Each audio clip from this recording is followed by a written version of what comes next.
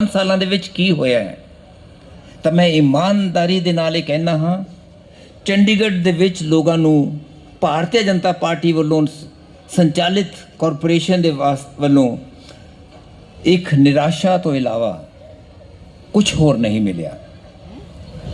ਚੰਡੀਗੜ੍ਹ ਪੰਡਿਤ ਜਵਾਹਰ ਲਾਲ ਨਹਿਰੂ ਦੇ ਸੁਪਨਿਆਂ ਦਾ ਸ਼ਹਿਰ ਹੈ।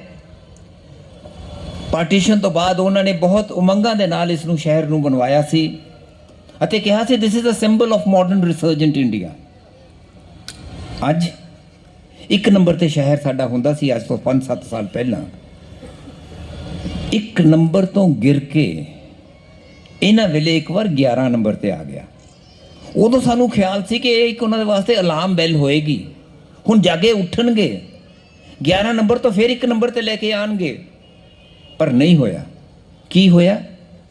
ਇਸ ਸਾਲ 66ਵੇਂ ਨੰਬਰ ਤੇ ਸਾਡਾ ਹਿੰਦੁਸਤਾਨ ਦੇ ਸਰਵੇਖਣ ਦੇ ਵਿੱਚ ਸਵੱਛਤਾ ਦੇ ਵਿੱਚ 101 ਨੰਬਰ ਤੇ ਆਉਣ ਵਾਲਾ ਸ਼ਹਿਰ 66ਵੇਂ ਨੰਬਰ ਤੇ ਆ ਗਿਆ। ਜਿਹੜੇ ਪੁਰਾਣੇ ਸ਼ਹਿਰ ਨੇ ਬਣੇ ਹੋਏ ਅਨਪਲੈਨਡ ਸਿਟੀਜ਼ ਨੇ, ਉਹ ਸਾਡੇ ਨਾਲੋਂ ਕਿਤੇ ਅੱਗੇ ਨਿਕਲ ਗਈਆਂ ਨੇ। ਕੀ ਕੀਤਾ ਹੈ ਸ਼ਹਿਰ ਦੇ ਨਾਲ? ਗੰਦਗੀ ਦੇ ਕੂੜੇ ਦੇ ਢੇਰ ਲੱਗੇ ਹੋਏ ਨੇ ਜਗ੍ਹਾ ਜਗ੍ਹਾ। ਇੱਕੋ ਹੀ ਕੰਮ ਅਗਰ ਇਹਨਾਂ ਨੇ ਜ਼ੋਰ ਪਕੜਿਆ, ਉਹ ਹੈ ਕਿ ਜੋ ਕਿਤੇ ਨਜ਼ਰ ਆਉਂਦਾ ਹੈ ਲੋਕਾਂ ਤੇ ਬੋਝਾ ਪਾ ਦਿਓ, ਟੈਕਸ ਲਗਾ ਦਿਓ। ਮੈਂ ਜਾਣਬੁੱਝ ਕੇ ਸ਼ਬਦ ਟੈਕਸ ਇਸਤੇਮਾਲ ਕਰਦਾ ਹਾਂ, ਬੇਸ਼ੱਕ ਉਹ ਫੀਸ ਦੇ ਤੌਰ ਤੇ ਲੱਗਦਾ ਹੈ। ਪਾਣੀ ਦਾ ਰੇਟ 7 ਸਾਲਾਂ ਤੋਂ ਲਗਾਤਾਰ ਸੁਣਦੇ ਆ ਰਹੇ ਹਾਂ ਕਿ 24/7 ਉਹਦੀ ਜ਼ਰੂਰਤ ਹੈ ਕਿ ਨਹੀਂ, ਉਸ 'ਤੇ ਵੀ ਮੈਂ ਨਹੀਂ ਜਾ ਰਿਹਾ। ਉਹ ਵੀ ਪੈਸਾ ਬਰਬਾਦ ਕਰਨ ਦਾ ਇੱਕ ਖੇਡ ਹੈ। ਪਰ ਜੋ ਇਹਨਾਂ ਦਾ ਵਾਅਦਾ ਸੀ, ਅੱਜ ਫਿਰ ਆਪਣੇ ਉਹਦੇ ਵਿੱਚ ਮੈਨੀਫੈਸਟੋ 'ਚ ਲਿਖ ਰਹੇ ਨੇ 24/7 ਵਾਟਰ ਸਪਲਾਈ। ਉਹ ਨਹੀਂ ਹੋਇਆ। ਕਰ ਕੀ ਦਿੱਤਾ ਉਸਦੇ ਵਾਸਤੇ? ਕਹਿੰਦੇ ਸਨ ਸਾਨੂੰ ਪੈਸੇ ਚਾਹੀਦੇ ਨੇ, ਇਸ ਲਈ ਅਸੀਂ ਰੇਟ ਵਧਾ ਰਹੇ ਹਾਂ। ਕਿੰਨਾ ਰੇਟ ਵਧਾਇਆ? 3 ਗੁਣੇ ਪਾਣੀ ਦਾ ਰੇਟ ਕਰ ਦਿੱਤਾ। ਕਾਂਗਰਸ ਨੇ ਆਪਣੀ ਜ਼ਿੰਮੇਵਾਰੀ ਨਿਭਾਉਂਦੇ ਹੋਏ ਉਸ 'ਤੇ ਵਿਰੋਧ ਕੀਤਾ। ਕਾਰਪੋਰੇਸ਼ਨ ਦੇ ਦਫ਼ਤਰਾਂ ਦੇ ਅੱਗੇ ਜਾ ਕੇ ਧਰਨਿਆਂ 'ਤੇ ਬੈਠੇ, ਤੇ ਮੈਂ 2 ਵਾਰ ਜਾ ਕੇ ਵਿੱਚ ਬੈਠਿਆ ਸਾਂ ਉਹਨਾਂ ਦੇ ਨਾਲ। ਜਦੋਂ ਇਹਨਾਂ ਨੇ ਮਹਿਸੂਸ ਕੀਤਾ ਕਿ ਇਹ ਤਾਂ ਅਸੀਂ ਗਲਤ ਕੰਮ ਕਰ ਬੈਠੇ ਅਤੇ ਹੁਣ ਚੁਣਾਵ ਵੀ ਆਉਣ ਵਾਲੇ ਨੇ, ਸਾਡੀ ਤਾਂ ਇਹਦੇ ਵਿੱਚ ਹੀ ਧੱਜੀਆਂ ਉੱਡ ਸਕਦੀਆਂ ਨੇ, ਉਹਨਾਂ ਨੇ ਇੱਕ ਧੋਖਾ ਕੀਤਾ ਲੋਕਾਂ ਨਾਲ। ਮੈਂ ਜ਼ਿੰਮੇਵਾਰੀ ਦੇ ਨਾਲ ਧੋਖੇ ਦਾ ਸ਼ਬਦ ਇਸਤੇਮਾਲ ਕਰ ਰਿਹਾ ਹਾਂ। ਉਹਨਾਂ ਨੂੰ ਜਾਂ ਤਾਂ ਰੇਟਾਂ ਨੂੰ ਵਾਪਸ ਲੈ ਲਿੱਤਾ ਹੁੰਦਾ। ਲੱਗਦਾ ਕਿ ਲੋਕਤੰਤਰ ਦੇ ਵਿੱਚ ਲੋਕਾਂ ਦੀ ਆਵਾਜ਼ ਸੁਣ ਕੇ, ਜਿਵੇਂ ਕਿ ਹੁਣ ਕਿਸਾਨਾਂ ਦੀ ਆਵਾਜ਼ 1 ਸਾਲ ਇਹਨਾਂ ਦੇ ਗੂੰਜੀ ਨਹੀਂ, ਕੁਝ ਅਖੀਰ ਦੇ ਵਿੱਚ ਬੇਬਸ ਹੋ ਕੇ ਉਹਨਾਂ ਨੂੰ ਸੁਣਨੀ ਪਈ। ਅਗਰ ਇਸ ਤਰ੍ਹਾਂ ਆਵਾਜ਼ ਸੁਣ ਲੈਂਦੇ ਲੋਕਾਂ ਦੀ, ਉਹ ਰੇਟ ਵਾਪਸ ਕਰ ਲੈਂਦੇ ਪੂਰੇ ਦੇ ਪੂਰੇ। ਅਸੀਂ ਮੰਨਦੇ ਕਿ ਲੋਕ ਤੇ ਆਰ ਰਿਸਪੌਂਸਿਵ, ਇਹ ਗੱਲ ਤੇ ਸੁਣਦੇ ਨੇ, ਉਸ 'ਤੇ ਅਸਰ ਕਰਦੇ ਨੇ। ਧੋਖਾ ਕੀਤਾ, 1 ਸਾਲ ਦੇ ਵਾਸਤੇ ਰੋਕ ਦਿੱਤਾ। ਉਹ 1 ਸਾਲ ਪੂਰਾ ਹੋਣ ਵਾਲਾ ਹੈ ਅਤੇ ਅਗਰ ਅੱਜ ਕਾਰਪੋਰੇਸ਼ਨ ਕਿਸੇ ਹਾਲਤ ਦੇ ਵਿੱਚ ਖੁਦਾ ਨਾ ਖਾਸਤਾ ਭਾਰਤੀ ਜਨਤਾ ਪਾਰਟੀ ਦੇ ਹੱਥਾਂ ਵਿੱਚ ਫਿਰ ਆ ਗਈ, ਜੋ ਨਹੀਂ ਆਏਗੀ, ਫਿਰ ਉਹੀ ਦੇ ਉਹੀ ਰਹਿਣਗੇ ਰੇਟ। ਅਸੀਂ ਆਪਣੇ ਮੈਨੀਫੈਸਟੋ ਦੇ ਵਿੱਚ, ਆਪਣੀ ਗੱਲ ਦੇ ਵਿੱਚ, ਮੈਂ ਅੱਜ ਤੁਹਾਡੇ ਸਾਹਮਣੇ ਵੀ ਉਹੀ ਤੁਹਾਨੂੰ ਵਿਸ਼ਵਾਸ ਦਿਲਾ ਕੇ ਚੱਲਿਆ ਹਾਂ, we will roll back those rates. ਉਹ ਸਿਰਫ ਉਹਨੇ ਦੇਰ ਵਾਸਤੇ ਹੀ ਨਹੀਂ, ਉਹਨੂੰ ਹਮੇਸ਼ਾ ਦੇ ਵਾਸਤੇ ਖਤਮ ਕਰਾਂਗੇ। ਅੱਗੇ ਨੂੰ ਜੋ ਜ਼ਰੂਰਤ ਹੋਈ ਫਿਰ ਲੋਕਾਂ ਦੇ ਵਿੱਚ ਜਾ ਕੇ ਅਸੀਂ ਕਿਹਾ ਕਿ ਭਾਗੀਦਾਰੀ ਦੇ ਨਾਲ ਸਰਕਾਰ ਚਲਾਵਾਂਗੇ, ਰੈਜ਼ੀਡੈਂਟਸ ਵੈਲਫੇਅਰ ਐਸੋਸੀਏਸ਼ਨ ਦੇ ਨਾਲ ਮਿਲ ਕੇ ਉਹਨਾਂ ਦੀ ਰਾਏ ਦੇ ਨਾਲ ਉਸ ਤੋਂ ਬਾਅਦ ਕੰਮ ਕਰਾਂਗੇ। ਇਸ ਤਰ੍ਹਾਂ ਨਹੀਂ ਕਰਦੇ। ਅਤੇ ਦੂਜੀ ਗੱਲ ਇਸ ਦੇ ਨਾਲ ਸੀਵਰੇਜ ਟੈਕਸ। ਕਾਂਗਰਸ ਨੇ ਇੱਕ ਵਾਜਬ ਸੀਵਰੇਜ ਟੈਕਸ ਲਗਾਇਆ ਸੀ ਕਿ ਇੱਕ ਸੀਟਸ, ਇੱਕ ਉਹਨੂੰ ਕ੍ਰਾਈਟੀਰੀਆ ਬਣਾ ਲਿੱਤਾ। ਜਿੰਨੇ ਟਾਇਲਟਸ ਨੇ ਘਰ ਦੇ ਵਿੱਚ, ਉਹਦੇ 20 ਰੁਪਏ ਇੱਕ ਟਾਇਲਟ ਦੇ ਹਿਸਾਬ ਦੇ ਨਾਲ ਲਗਾ ਦਿੱਤੇ। ਇਹਨਾਂ ਨੇ ਉਸ ਦੀ ਜਗ੍ਹਾ 3 ਗੁਣਾ ਰੇਟ ਪਾਣੀ ਦਾ ਵਧਾ ਦਿੱਤਾ ਅਤੇ ਵਧੇ ਰੇਟ ਤੇ 30% ਸੀਵਰੇਜ ਟੈਕਸ ਲਗਾ ਦਿੱਤਾ। ਉਦਾਹਰਨ ਦੇ ਤੌਰ ਤੇ ਮੈਂ ਅਗਰ ਇਹ ਕਹਾਂ ਕਿਸੇ ਦਾ ਰੇਟ ਪਾਣੀ ਦਾ 400 ਰੁਪਇਆ ਮਹੀਨਾ ਹੈ, 400 ਰੁਪਏ ਦੇ ਰੇਟ ਨੂੰ 3 ਗੁਣਾ ਕਰ ਦਿਆ, 1200 ਰੁਪਇਆ ਹੋ ਗਿਆ। 1200 ਤੇ 30% 360 ਰੁਪਏ ਸੀਵਰੇਜ ਟੈਕਸ ਲੱਗ ਗਏ, ਜਿਹੜੇ ਕਿ ਸ਼ਾਇਦ 150 ਰੁਪਇਆ ਲੱਗਦਾ ਹੁੰਦਾ ਸੀ। ਦੋਨੋਂ ਰੇਟ ਇਸ ਤਰ੍ਹਾਂ ਵਧਾ ਦਿੱਤੇ ਨੇ। ਇਹ ਅਸੀਂ ਕਿਹਾ ਹੈ ਕਿ ਵੀ ਵਿਲ ਅਨਡੂ ਦਿਸ, ਇਸ ਗੱਲ ਨੂੰ ਰੀਵਿਜ਼ਿਟ ਕਰਕੇ ਇਸ ਨੂੰ ਮੁੜ ਕੇ ਠੀਕ ਕਰਾਂਗੇ। ਜਦ ਕਾਂਗਰਸ ਨੇ ਕਾਰਪੋਰੇਸ਼ਨ ਭਾਰਤੀ ਜਨਤਾ ਪਾਰਟੀ ਨੂੰ ਸੰਭਾਲੀ, ਲੋਕਾਂ ਦੇ ਫਤਵੇ ਦੇ ਅਨੁਸਾਰ ਉਹਨਾਂ ਦੇ ਪਾਸ 500 ਕਰੋੜ ਰੁਪਈਆ ਫਿਕਸ ਡਿਪੋਜ਼ਿਟ ਦੇ ਵਿੱਚ ਸੀ। ਫਿਕਸ ਡਿਪੋਜ਼ਿਟ ਦੇ ਵਿੱਚ ਹੁੰਦਾ ਕਿ ਕਿਸੇ ਗੱਲ ਤੇ ਖਾਸ ਤੌਰ ਤੇ ਇਨ ਸਮ ਐਮਰਜੈਂਸੀ, ਕੰਟਿੰਜੈਂਸੀ, ਕਿਸੇ ਗੱਲ ਦੇ ਵਿੱਚ ਕੋਈ ਜ਼ਰੂਰਤ ਹੋਵੇ ਉਸ ਨੂੰ ਖਰਚ ਕਰ ਸਕਦੇ ਨੇ। ਉਹ ਨਹੀਂ ਉਨੀ ਦੇਰ ਉਸ ਬੈਂਕਸ ਤੋਂ ਇੰਟਰਸਟ ਮਿਲ ਕੇ ਤੁਹਾਡਾ ਪੈਸਾ ਹੋਰ ਵੱਧਦਾ ਰਹਿੰਦਾ ਹੈ। ਕੇਂਦਰ ਤੋਂ 30% ਇਹਨਾਂ ਨੂੰ ਇੱਥੋਂ ਦੇ ਰੈਵਨਿਊ ਦਾ ਲੈਣਾ ਬਣਦਾ ਸੀ। ਇਹਨਾਂ ਨੇ 500 ਦਾ 500 ਕਰੋੜ ਖਤਮ ਕਰ ਦਿੱਤਾ। ਨਜ਼ਰ ਆਉਂਦਾ ਹੈ ਕਿਤੇ ਲੱਗਿਆ? ਸਵੱਛਤਾ ਦਾ ਮੈਂ ਜ਼ਿਕਰ ਕੀਤਾ ਹੈ, ਸੜਕਾਂ ਦੀ ਹਾਲਾਤ ਕੀ ਹੈ, ਪਾਰਕਸ ਦੇ ਸਾਡੇ ਹਾਲਾਤ ਕੀ ਹੈ? ਕਾਂਗਰਸ ਨੇ 1800 ਪਾਰਕ ਬਣਾਏ ਸਨ ਚੰਡੀਗੜ੍ਹ ਦੇ ਵਿੱਚ, ਅਤੇ ਮੈਨੂੰ ਉਹ ਮੌਕਾ ਮਿਲਿਆ ਸੀ ਉਸ ਵਕਤ, ਨਾਲ ਇਹ ਮਾਣ ਪ੍ਰਾਪਤ ਹੋਇਆ ਸੀ ਕਿ ਮੈਂ ਲੋਕਾਂ ਦੇ ਵਿੱਚ ਉਸ ਗੱਲ ਦੇ ਵਿੱਚ ਜਾ ਪਾਵਾਂ। ਉਹ 1800 ਪਾਰਕਸ ਦੀ ਅੱਜ ਹਾਲਾਤ ਜਾ ਕੇ ਵੇਖ ਲਵੋ, ਜਿਹੜੇ ਕਿ 51 ਸੈਕਟਰ ਵਗੈਰਾ ਵਿੱਚ ਗੰਦਗੀ ਦੇ ਢੇਰ ਹੁੰਦੇ ਸਨ। ਉੱਥੇ ਕੁਮਾਰੀ ਸੈਲਜਾ ਉਸ ਵਕਤ ਆਏ ਸਨ, ਉਹਨਾਂ ਨੇ ਉਹਨਾਂ ਨੂੰ ਗਾਰਡਨਸ ਬਣਵਾ ਦਿੱਤਾ ਸੀ। ਲੇਕ ਨਵੀਂ ਨਿਊ ਲੇਕ ਜਿੱਥੇ ਕਿ ਲੋਕਾਂ ਦੇ ਛਠ ਪੂਜਾ ਵਾਸਤੇ ਵੀ ਹੋ ਗਿਆ ਸੀ, ਉਹ ਅਜਿਹੇ ਕੰਮ ਨਹੀਂ ਹੋਏ। ਡਾਕਟਰ ਮਨਮੋਹਨ ਸਿੰਘ ਜੀ ਦੀ ਸਰਕਾਰ ਦੇ ਤਹਿਤ ਜਿਹੜਾ ਲਾਸਟ ਸਾਡਾ ਬਜਟ ਸੀ, ਉਹਦੇ ਵਿੱਚ ਚੰਡੀਗੜ੍ਹ ਨੂੰ ਡਿਵੈਲਪਮੈਂਟ ਹੈਡ ਤੇ, ਯਾਨੀ ਕਿ ਜਿਹਨੂੰ ਪਲਾਨ ਜਾਂ ਉਸ ਨੂੰ ਅਸੀਂ ਕੈਪੀਟਲ ਹੈਡ ਕਹਿੰਦੇ ਹਾਂ, ਉਸ ਤੇ 813 ਕਰੋੜ ਰੁਪਏ ਤੈਅ ਹੋਇਆ ਸੀ। 3 ਮਹੀਨਿਆਂ ਬਾਅਦ ਉਹਨਾਂ ਦੀ ਸਰਕਾਰ ਆ ਗਈ, ਉਹਨੂੰ ਬਦਲ ਕੇ 813 ਕਰੋੜ ਦੀ ਜਗ੍ਹਾ 650 ਕਰੋੜ ਕਰ ਦਿੱਤਾ। ਸਾਲ ਦੇ ਅਖੀਰ ਤੱਕ 400 ਸਵਾ 400 ਕਰੋੜ ਖਰਚਾ ਕੀਤਾ, ਬਾਕੀ ਨਹੀਂ ਲਾਇਆ। ਅਗਾਂਹ ਨੂੰ ਉਹਨੂੰ ਬੈਂਚਮਾਰਕ ਬਣਾ ਲਿੱਤਾ। 813 ਨੂੰ ਬੈਂਚਮਾਰਕ ਨਹੀਂ ਰੱਖਿਆ, 413 ਨੂੰ ਬੈਂਚਮਾਰਕ ਬਣਾ ਲਿੱਤਾ, ਅੱਧੇ ਰੇਟ ਨੂੰ। ਅਤੇ ਅਗਲੇ ਪਿਛਲੇ 7 ਸਾਲ ਜਿਹੜੇ ਹੁਣ ਗੁਜ਼ਰੇ ਨੇ, ਕਿਤੇ 5%, ਕਿਤੇ 7%, 10% ਵਧਿਆ ਕਰਦਾ ਸੀ ਹਮੇਸ਼ਾ, ਉਹਨਾਂ ਨੂੰ ਵਧਾ ਕੇ ਇਸ ਵਕਤ ਅੱਜ ਦੇ ਦਿਨ 618 ਕਰੋੜ ਹੈ। ਕਾਂਗਰਸ ਵੇਲੇ 2014-15 ਦੇ ਵਿੱਚ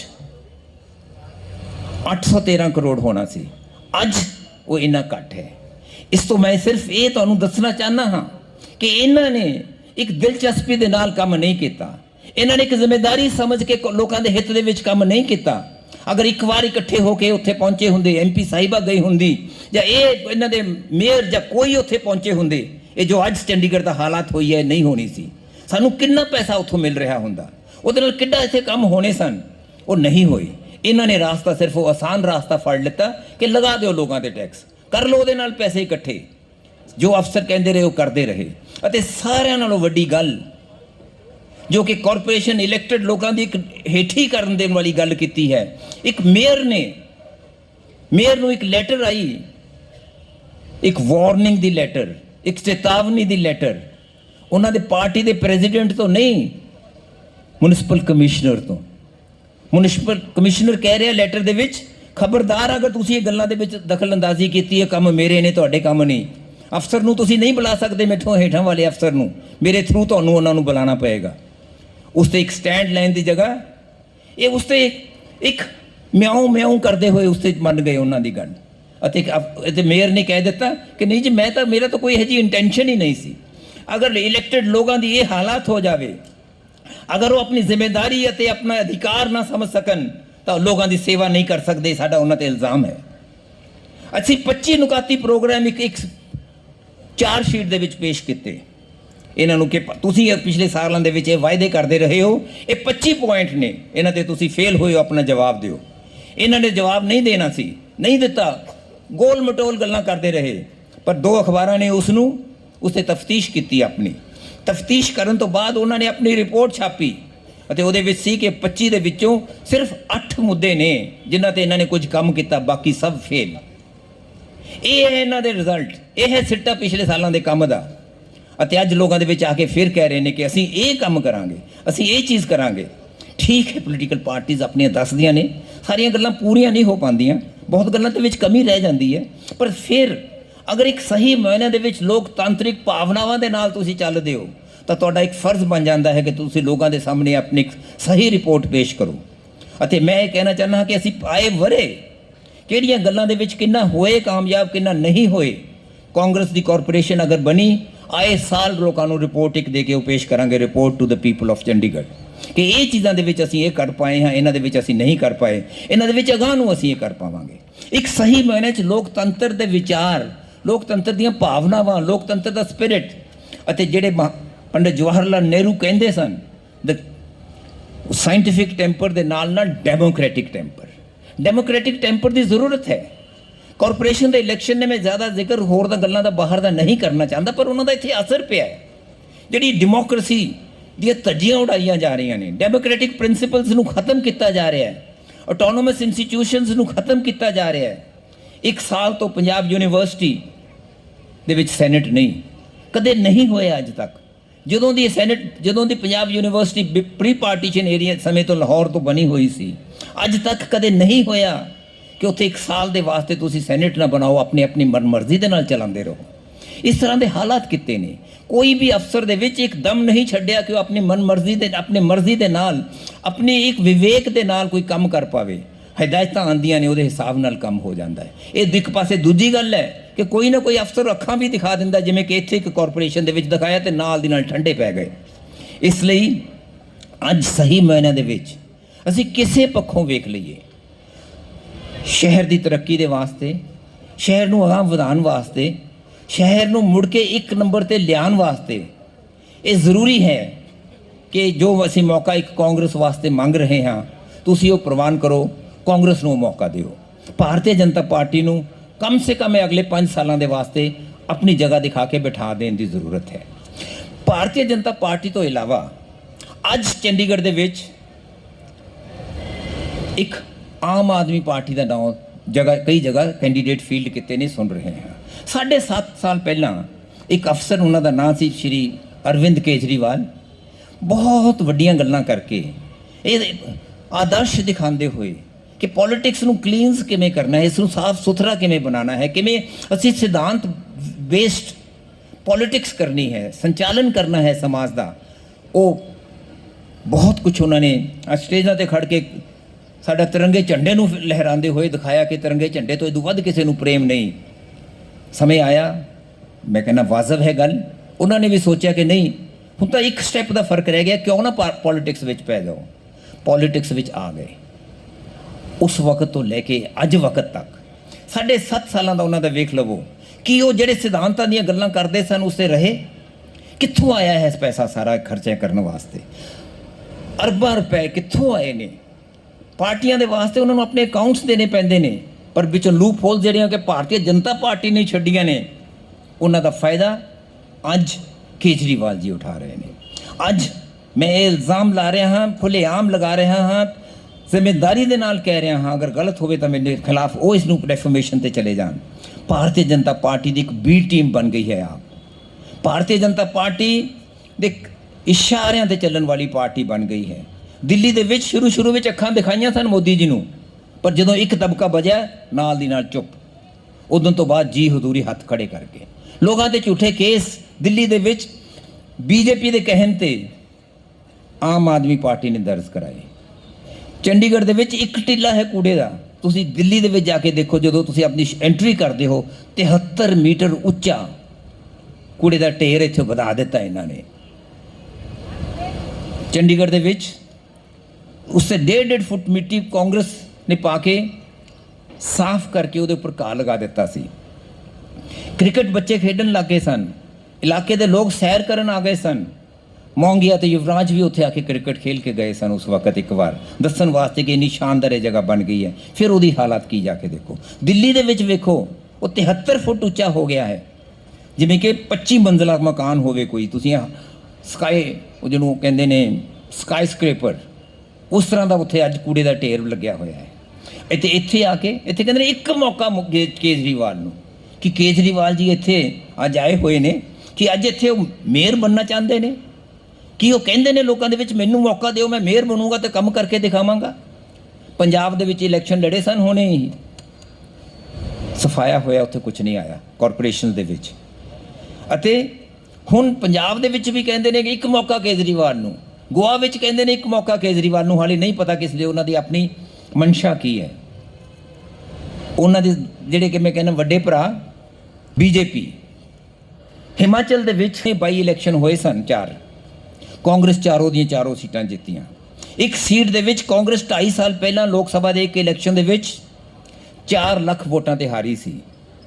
4 ਲੱਖ ਵੋਟਾਂ ਤੇ 2.5 ਸਾਲ ਦੇ ਵਿੱਚ ਅਜਿਹਾ ਮਾਹੌਲ ਬਦਲਿਆ, ਲੋਕਾਂ ਦਾ ਖਿਆਲ, ਲੋਕਾਂ ਦਾ ਵਿਚਾਰ ਐਡਾ ਜ਼ਬਰਦਸਤ ਬਦਲਿਆ ਕਿ ਉਹ 4 ਲੱਖ ਵੋਟਾਂ ਵਾਲੀ ਸੀਟ ਬੀਜੇਪੀ ਨੂੰ ਕਾਂਗਰਸ ਨੇ ਹਰਾ ਦਿੱਤੀ। ਯਾਨੀ ਘੱਟ ਤੋਂ ਘੱਟ 2 ਲੱਖ ਵੋਟ ਦੂਜੇ ਪਾਸੇ ਚਲੇ ਗਏ, ਜਿਹੜੇ ਕਾਂਗਰਸ ਵੱਲ ਆ ਗਏ। ਤਾਂ ਹੀ 2 ਲੱਖ ਨਿਕਲ ਕੇ ਉਧਰ ਪੈਣ, ਉਹ ਬਰਾਬਰ ਹੋਰ ਵੱਧ। ਇੰਨਾ ਅੰਤਰ, ਇੰਨਾ ਫਰਕ ਇੰਨੀ ਜਲਦੀ ਪੈ ਜਾਣ ਤੋਂ ਅੰਦਾਜ਼ਾ ਲਗਾਇਆ ਜਾ ਸਕਦਾ ਹੈ ਕਿ ਅੱਜ ਭਾਰਤੀ ਜਨਤਾ ਪਾਰਟੀ ਦਾ ਲੋਕਾਂ ਦੇ ਮਨ ਦੇ ਵਿੱਚ ਕੀ ਵਿਚਾਰ ਨੇ, ਕੀ ਉਹਨਾਂ ਨੂੰ ਲੋਕ ਸਮਝਦੇ ਨੇ, ਅਤੇ ਉੱਥੋਂ ਉਹਦਾ ਫਾਇਦਾ ਕੀ ਹੋਇਆ ਸੀ। ਉਹਦਾ ਫਾਇਦਾ ਸਾਨੂੰ ਇੱਥੇ ਵੀ ਹੋਇਆ ਸੀ, ਪੂਰੇ ਹਿੰਦੁਸਤਾਨ ਨੂੰ ਹੋਇਆ ਸੀ। ਭਾਰਤੀ ਜਨਤਾ ਪਾਰਟੀ ਨੇ ਨਾਲ ਦੀ ਨਾਲ ਡਰ ਕੇ ਮਿੱਟੀ ਦੇ, ਪੈਟਰੋਲ ਦੇ, ਡੀਜ਼ਲ ਦੇ, ਪੈਟਰੋਲ ਐਂਡ ਡੀਜ਼ਲ ਦੋਨਾਂ ਦੇ ਰੇਟ 5 ਰੁਪਏ ਤੇ 10 ਰੁਪਏ ਨਾਲ ਦੀ ਨਾਲ ਘਟਾ ਦਿੱਤੇ। ਅਤੇ ਮੈਂ ਸਮਝਦਾ ਹਾਂ ਕਿ ਹੁਣ ਉਹ ਜ਼ਿੰਮੇਵਾਰੀ ਚੰਡੀਗੜ੍ਹ ਦੇ ਲੋਕਾਂ ਤੇ ਹੈ। ਅਗਰ ਚੰਡੀਗੜ੍ਹ ਦੇ ਵਿੱਚ ਮੰਨ ਲੈਣਾ ਤੁਸੀਂ ਮੇਰੀ ਗੱਲ ਕਰ ਹੋਏਗਾ ਫਿਰ ਇਹੀ, ਅਗਰ ਚੰਡੀਗੜ੍ਹ ਦੇ ਵਿੱਚ ਅੱਜ ਕਾਰਪੋਰੇਸ਼ਨ ਉਹ ਹਾਰ ਗਏ, ਇੱਥੇ ਹੋਰ ਰੇਟ ਘਟ ਜਾਣਗੇ, ਕਿਉਂਕਿ ਭਾਰਤੀ ਜਨਤਾ ਪਾਰਟੀ ਵਾਲੇ ਸਮਝ ਜਾਣਗੇ ਸਾਡੀ ਮਨਮਰਜ਼ੀ ਦੇ ਦਿਨ ਖਤਮ ਹੋ ਗਏ ਨੇ। ਹੁਣ ਸਾਨੂੰ ਲੋਕਾਂ ਦੇ ਵਿਚਾਰ ਦੀ ਇੱਜ਼ਤ ਕਰਨੀ ਪਵੇਗੀ। ਤਾਜਬ ਹੋਏਗਾ ਤੁਹਾਨੂੰ ਇਹ ਜਾਣ ਕੇ ਕਿ 2014 ਦੇ ਵਿੱਚ ਜਦ ਕਾਂਗਰਸ ਦੀ ਸਰਕਾਰ ਸੀ, ਇੰਟਰਨੈਸ਼ਨਲ ਰੇਟਸ ਕੱਚੇ ਤੇਲ ਦੇ ਅੱਜ ਨਾਲੋਂ ਦੁੱਗਣੇ ਸਨ, ਜਿਹੜਾ ਕਿ ਅਸੀਂ ਬਾਹਰੋਂ ਲੈਂਦੇ ਹਾਂ, ਅੱਜ ਨਾਲੋਂ ਦੁੱਗਣੇ ਸਨ। ਅਤੇ ਰੇਟ ਸਬਸਿਡੀ ਦੇ ਕਾਰਨ 72 ਰੁਪਏ ਸੀ, ਜਿਸ ਤੇ ਇਹ ਡੈਮੋਨਸਟ੍ਰੇਸ਼ਨਸ ਕਰਦੇ ਸਨ। ਪ੍ਰਧਾਨ ਮੰਤਰੀ ਡਾਕਟਰ ਮਨਮੋਹਨ ਸਿੰਘ ਜੀ ਤਾਂ ਮਾਹੌਲ ਉਡਾਉਂਦੇ ਸਨ। ਅੱਜ ਰੇਟ ਅੱਧੇ ਹੋ ਗਏ ਨੇ ਉਸ ਵਕਤ ਦੇ ਰੇਟਾਂ ਦੇ ਨਾਲੋਂ ਇੰਟਰਨੈਸ਼ਨਲ ਮਾਰਕੀਟ ਜਿਹੜੇ 'ਚ ਅਸੀਂ ਖਰੀਦਦੇ ਹਾਂ, ਅਤੇ ਇੱਥੇ ਰੇਟ ਡੇਢੇ ਹੋ ਗਏ ਨੇ। 72 ਵਾਲਾ 100 ਰੁਪਇਆ ਹੋ ਗਿਆ ਹੈ। ਅਤੇ ਪਿਛਲੇ 7 ਸਾਲਾਂ ਦੇ ਵਿੱਚ ਐਕਸਾਈਜ਼ ਡਿਊਟੀ ਤੇ, ਸਿਰਫ ਐਕਸਾਈਜ਼ ਡਿਊਟੀ ਤੇ, and mark my words, 23 lakh crore ਰੁਪਈਆ ਇਹਨਾਂ ਨੇ ਐਡੀਸ਼ਨਲ ਐਕਸਾਈਜ਼ ਡਿਊਟੀ ਦੇ ਵਿੱਚ ਬਣਾਇਆ ਹੈ। ਇਹਨਾਂ ਦੇ ਵਿੱਚ ਨਜ਼ਰ ਆਉਂਦਾ ਹੈ ਸਾਨੂੰ ਸਾਰੀ ਜਗ੍ਹਾ ਲੱਗਿਆ, ਜਿਹੜੇ ਕਿ ਸਰਕਾਰ ਨੇ ਵਰਿਆਂ ਦੇ ਨਾਲ, ਸਰਕਾਰਾਂ ਆਉਂਦੀਆਂ ਨੇ ਜਾਂਦੀਆਂ ਨੇ, ਇੱਕ ਸਰਕਾਰ ਆਉਂਦੀ ਹੈ, ਦੂਜੀ ਸਰਕਾਰ ਉਸਦੇ ਕੰਮ ਨੂੰ ਅਗਾਂਹ ਲੈ ਕੇ ਵੱਧਦੀ ਹੈ, ਅਗਲੀ ਸਰਕਾਰ ਉਦੋਂ ਅਗਾਂਹ ਵੱਧਦੀ ਹੈ। ਪਾਰਟੀ ਕੋਈ ਵੀ ਆਵੇ, ਵਿੱਚੋਂ ਪਾਰਟੀਆਂ ਦੂਜੀਆਂ ਆਉਂਦੀਆਂ ਰਹੀਆਂ, ਜਨਤਾ ਪਾਰਟੀ ਆਈ, ਭਾਰਤੀ ਜਨਤਾ ਪਾਰਟੀ ਆਈ, ਕਾਂਗਰਸ ਆਈ, ਉਸ ਤੋਂ ਅਗਾਂਹ ਵੱਧਦੇ ਗਏ। ਰਨ ਡਾਊਨ ਨਹੀਂ ਕੀਤਾ ਪਹਿਲਿਆਂ ਨੂੰ ਕਿ ਉਹਨਾਂ ਨੇ ਇਹ ਖਰਾਬ ਕਰਤਾ, ਉਹਨਾਂ ਨੇ ਇਹ ਖਰਾਬ ਕਰਤਾ। ਅੱਜ ਸਿਰਫ ਉਸ ਗੱਲ ਤੇ ਲੱਗੇ ਨੇ, ਜਿੰਨਾ ਦੇਸ਼ ਦਾ ਸਰਮਾਇਆ ਸੀ, ਜਿੰਨੀ ਪ੍ਰਾਪਰਟੀ, ਜਿੰਨੀ ਐਸੈਟ ਸੀ, ਉਹ ਸਾਰੀਆਂ ਵੇਚੀਆਂ ਜਾ ਰਹੇ ਨੇ, ਇਨਕਲੂਡਿੰਗ ਈਵਨ ਦ ਰੇਲਵੇਜ਼ ਦੇ ਵਿੱਚ ਵੀ ਪ੍ਰਾਇਰਟੀ ਉਹਨਾਂ ਨੂੰ ਦਿੱਤੀ ਜਾ ਰਹੀ ਹੈ। ਇਹ 5 ਸਾਲਾਂ ਦੇ ਵਿੱਚ ਜੋ ਇੱਕ ਡਿਸਪੈਰਿਟੀ ਹੋਈ ਹੈ ਉੱਪਰਲੇ ਲੋਕਾਂ ਦੇ ਵਿੱਚ ਤੇ ਹੇਠਲਿਆਂ ਦੇ ਵਿੱਚ, ਉਹ ਅਨਪੈਰਲਡ ਹੈ, ਕਦੇ ਉਨੀ ਨਹੀਂ ਸੀ ਹੋਈ। ਦੇਸ਼ ਦੇ ਉੱਪਰਲੇ 10% ਲੋਕਾਂ ਦੇ ਪਾਸ ਦੇਸ਼ ਦਾ 50% ਸਰਮਾਇਆ ਹੋਣਾ ਕੋਈ ਸ਼ੋਭਾ ਨਹੀਂ ਦਿੰਦਾ, ਕੋਈ ਉਹ ਖੁਸ਼ੀ ਦੀ ਗੱਲ ਨਹੀਂ। ਉਹ ਦਿਖਾਉਂਦਾ ਹੈ ਕਿ ਡਿਸਪੈਰਿਟੀ ਬਿਟਵੀਨ ਦ ਪੀਪਲ। ਇਹ ਹੋਇਆ ਹੈ ਇਹਨਾਂ ਦੇ ਨਾਲ। ਅਤੇ ਇੱਕੋ ਹੀ ਦੇਸ਼ ਸੀ ਹਿੰਦੁਸਤਾਨ ਸਿਰਫ ਦੁਨੀਆ ਦੇ ਵਿੱਚ, ਜਦੋਂ ਕੋਵਿਡ ਦੇ ਦਿਨਾਂ ਦੇ ਵਿੱਚ, ਮੈਂ ਕੋਵਿਡ ਨਹੀਂ ਕਹਿੰਦਾ ਕਿ ਸਰਕਾਰ ਲਿਆਉਣ ਦੇ ਵਾਸਤੇ ਜ਼ਿੰਮੇਦਾਰ ਹੈ, ਪਰ ਸਰਕਾਰ ਨੇ ਉਹਦੀ ਇਲ ਮੈਨੇਜਮੈਂਟ ਵਾਸਤੇ, ਮਿਸਮੈਨੇਜਮੈਂਟ ਵਾਸਤੇ ਉਹਦੀ ਸਰਕਾਰ ਪੂਰੀ ਜ਼ਿੰਮੇਦਾਰ ਹੈ। ਇੱਕੋ ਹੀ ਦੇਸ਼ ਹੋਇਆ ਹੈ ਹਿੰਦੁਸਤਾਨ ਦੇ ਵਿੱਚ, ਹਿੰਦੁਸਤਾਨ ਪੂਰੀ ਦੁਨੀਆ ਦੇ ਵਿੱਚ, ਜਿੱਥੇ ਲੋਕਾਂ ਦੀ ਮੌਤ ਆਕਸੀਜਨ ਦੀ ਕਮੀ ਦੇ ਕਾਰਨ ਹੋਈ। ਹੋਰ ਕਿਸੇ ਦੇਸ਼ ਦੇ ਵਿੱਚ ਇਹ ਨਹੀਂ ਹੋਇਆ। ਮੌਤਾਂ ਸਾਡੇ ਨਾਲੋਂ ਆਬਾਦੀ ਦੇ ਹਿਸਾਬ ਨਾਲ ਵੱਧ ਹੋ ਗਈਆਂ ਹੋਣਗੀਆਂ, ਬਟ ਇਹ ਨਹੀਂ ਹੋਇਆ ਕਿ ਕਿਤੇ ਆਕਸੀਜਨ ਦੀ ਕਮੀ ਦੇ ਕਾਰਨ ਲੋਕ ਮਰ ਗਏ। ਇੱਥੇ ਇਹਨਾਂ ਨੂੰ ਦੱਸਦੇ ਰਹੇ ਤਾਂ ਸਿਰਫ 50 ਲੱਖ ਰੁਪਏ ਦਾ ਇੱਕ ਬਹੁਤ ਸ਼ਾਨਦਾਰ ਆਕਸੀਜਨ ਪਲਾਂਟ ਲੱਗ ਜਾਂਦਾ ਹੈ। 23 ਲੱਖ ਕਰੋੜ ਰੁਪਏ ਦੇ ਕਿੰਨੇ ਲਗਾ ਸਕਦੇ ਸਾਂ? ਉਦੋਂ ਜਿਹੜੇ ਪ੍ਰਾਈਮ ਮਿਨਿਸਟਰ ਕੇਅਰਸ ਫੰਡ ਦੇ ਵਿੱਚ ਪੈਸੇ ਗਏ, ਉਹਨਾਂ ਦੇ ਨਾਲ ਕਿੰਨੇ ਲਗਾ ਸਕਦੇ ਤਾਂ? ਉਹ ਪੇਕ ਰੱਖਿਆ, ਉਹਨੂੰ ਦਿਖਾਇਆ ਨਹੀਂ ਲੋਕਾਂ ਨੂੰ ਗਿਆ। ਮੈਂ ਇਹ ਗੱਲਾਂ ਦਾ ਜ਼ਿਕਰ ਐਟ ਰੈਂਡਮ ਕਰ ਰਿਹਾ ਤੁਹਾਡੇ ਸਾਹਮਣੇ, ਸਿਰਫ ਇੱਕ ਤੁਹਾਡੇ ਸਾਹਮਣੇ ਆਪਣੀ ਗੁਜ਼ਾਰਿਸ਼ ਕਰਨ ਦੇ ਲਈ ਕਿ ਮਾਹੌਲ ਦੇਸ਼ ਦੇ ਵਿੱਚ ਅੱਜ ਚੰਗਾ ਨਹੀਂ।